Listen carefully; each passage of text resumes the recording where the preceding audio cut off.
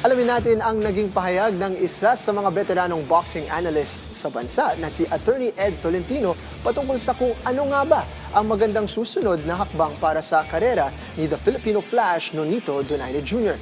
Para sa detalye, narito ang report ni teammate Paulo Salamati.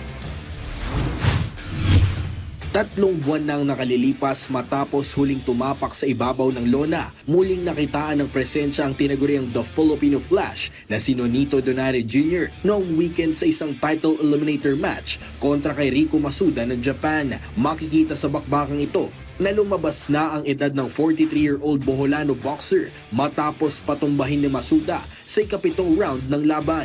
Dahil dito, ito na ang ikalawang sunod na mabigo si Donaire kontra sa mga Japanese boxer kung saan noong Disyembre ng nakarang taon lamang ay nakalasap din siya ng pagkatalo kontra kay Seiya Tsutsumi sa Tokyo, Japan. Sa mga naging panayam kay veteran boxing analyst na si Attorney Ed Tolentino, sinabi nito na wala nang dapat patunayan at habuling tagumpay si Donaire sapagkat sapat na ang legasiyang iiwanan nito sa mundo ng boxing at ang kanyang iniambag sa Philippine sport. Ibinahagi rin ni Tolentino na sa dami na nang naabot ni Donaire sa kanyang boxing career, kabilang ang pagbibigay ng ilan sa mga maituturing na biggest fight sa kasaysayan, ay sunod na nitong hantungan ang International Boxing Hall of Fame. Sa kabuuan, nasa humigit kumulang 25 taon na sa mundo ng boxing si Donaire na may 43 wins, 10 losses at 28 sa kanyang panalo natapos via knockout. Paulo Salamatin para sa Atletang Pilipino, para sa Bagong Pilipinas.